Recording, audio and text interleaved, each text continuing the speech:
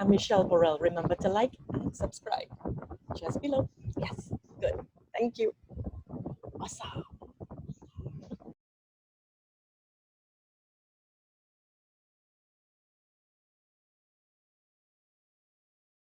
I think I was dedicated. I think I was dedicated. You know, I really tried to put in that time. I really gave it my all, and it just wasn't working. At a point in time, it just wasn't working out. There were so many different issues that was just beyond my control, and there was a point in time I really wanted to give up. There was one particular day, I think I reached my breaking point. I literally decided, listen, I've spent a lot of years on this. I'm not getting through with this. I'm going to go in a different direction. And I literally printed out my withdrawal form. I said, listen, I'm done. Please, I beg my supervisor, please just sign the form and let me withdraw from this program. I I was done. And my supervisor begged me to reconsider. He said, don't worry, it's going to be okay. Listen, I had some struggles to go even after that.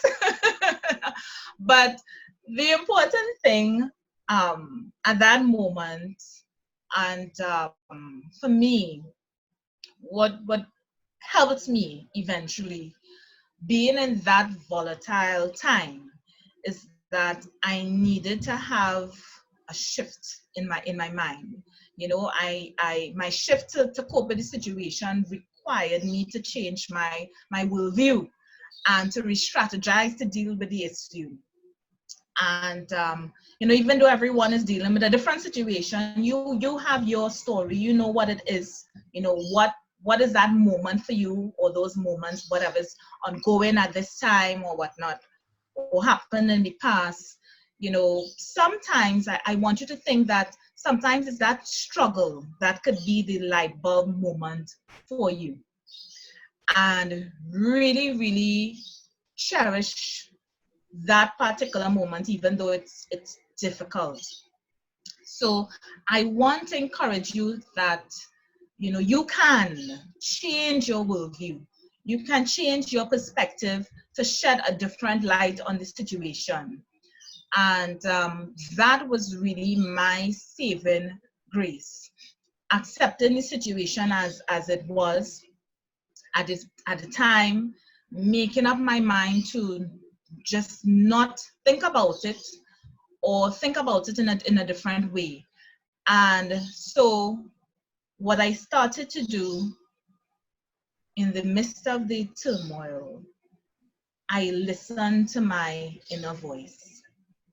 I started to pay attention to my self-talk. Your self-talk is basically, what are you saying to yourself? Are you saying positive things? Are you saying negative things? And are you saying, you are capable of this? Or are you saying, girl, boy, you're never going to get through this? And I tell you, I was thinking, girl, you're never going to get through this. And I really had to pull myself up. And really, I had a small book with motivational words. And there was a point in time where I didn't believe it, I didn't believe it. But I opened that book every day. I took it out of my purse and I read it from front to back. And I told myself, if I read this every day, even if I'm not feeling as motivated right now, even though I'm not feeling as happy right now, I'm going to read it until I believe it. And I did that for a long, long time. Every day, several times during the day. Every time I felt a cry. Sometimes I cry and I open it anyhow. But really, really focusing on what you're saying to yourself. What are you saying to yourself?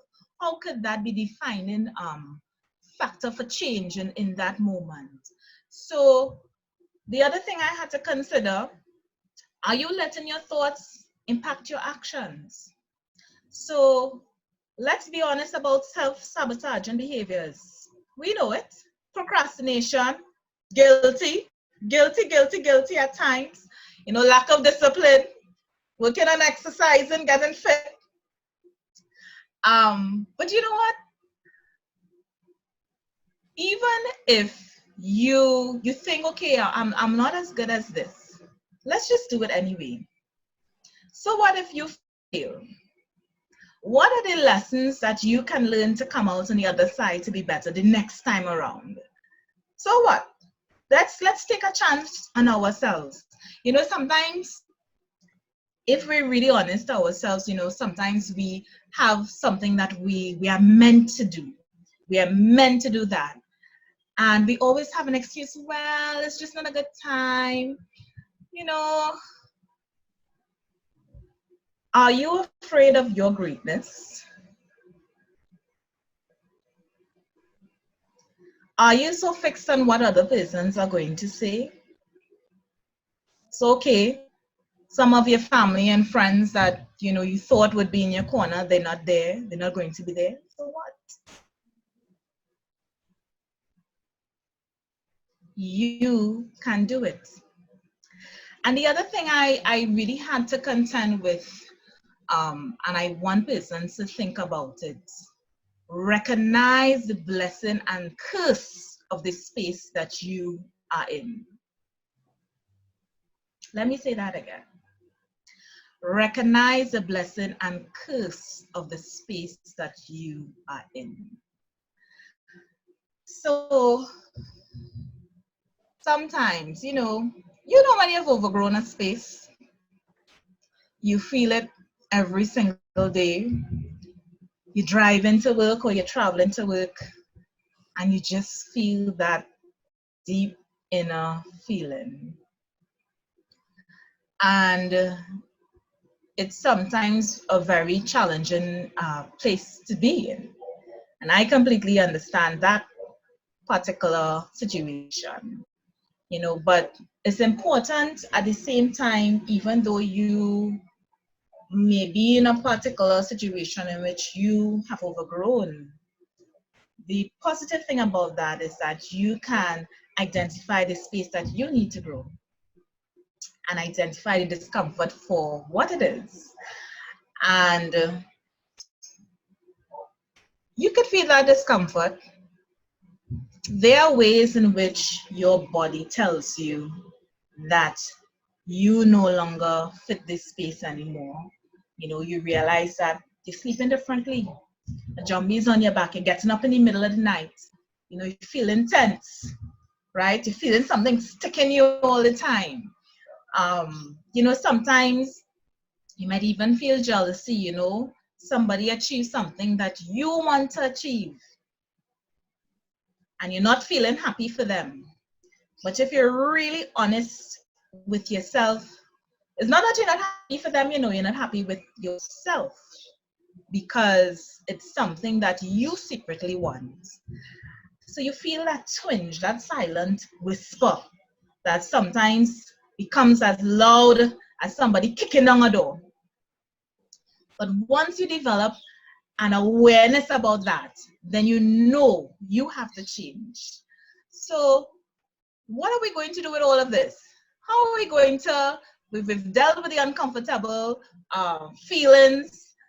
How do we move forward? Planning ahead. Focus on your vision. What do you want for yourself in various aspects of your life? For instance, your relationships, physically, emotionally, intellectually, or educationally, financially. What do you want for yourself? And it's okay to revisit this over time, because sometimes what you may very well feel is that, okay, you've done this, and then you reached a point in time in your life where you feel stuck. But if you really checked on it, you would realize, listen, I had an initial plan, but the plan only went up to this particular time. So then you have to recognize that feeling of being stuck and you have to plan again. So basically looking towards the future. And everybody hears a lot of talk about vision boards. It's really, really important to be able to develop yourself. So at the end of this session, I want you to write down. You have a little homework, personal homework. I want you to write down how you intend to expand yourself.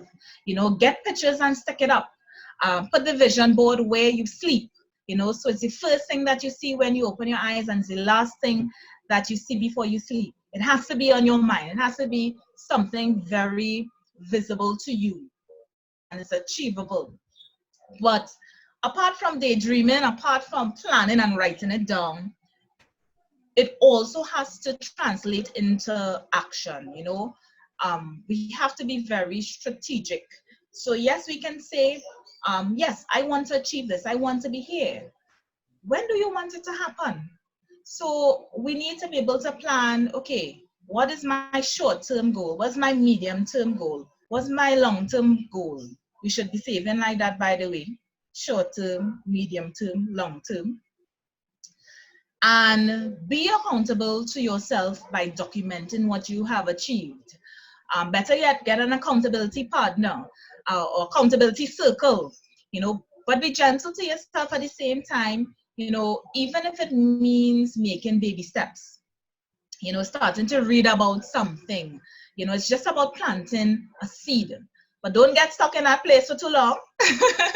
It's very, very important that, we become dedicated and focused and be consistent in our journey. It must yield some sort of fruit. For me, at the start of the year, I got my diary and I wrote down all my plans that I had for the year. One of them, regaining my physical fitness. So Misha was part of the journey with me, dragging her up. I would like to say, taking a leisurely stroll and enjoying the nature. Well, you was dragging me. So I fell down from the wagon, and so I said, okay, I'm going to challenge myself. I signed up for, I don't know how many persons know about Fusion Life, but it was, I think, a 10-mile trek in Tobago. It was the first time. I had planned for all of that. I signed up for training. Oh gosh, I asked myself throughout the training, oh Lord Jesus, what did I sign up for? And I said, I'm going to tick off a whole set of things on my list. I was supposed to go to in my exercise group. We had an event running into the hills of Cora. I said, yes. I said, okay, I'm going to go to C Tobago. I usually do that. Run my 10K, running from one beach to the next. It was awesome. I had all these plans. But as you know, 2020 has brought its challenge. And I looked down at my stomach and I realized that I've been enjoying life a bit too much. So I'm back. I'm proud to say that I'm back on the wagon, though. I am making do in this situation that we have now. And this situation has required me to retool, to shift my approach, and to do whatever I have to do in the confines of my home. However, I am up for the challenge. So sometimes, yes, we have a lot of plans. And definitely, if one thing that I know for sure is that life also has its own plans. And even with that,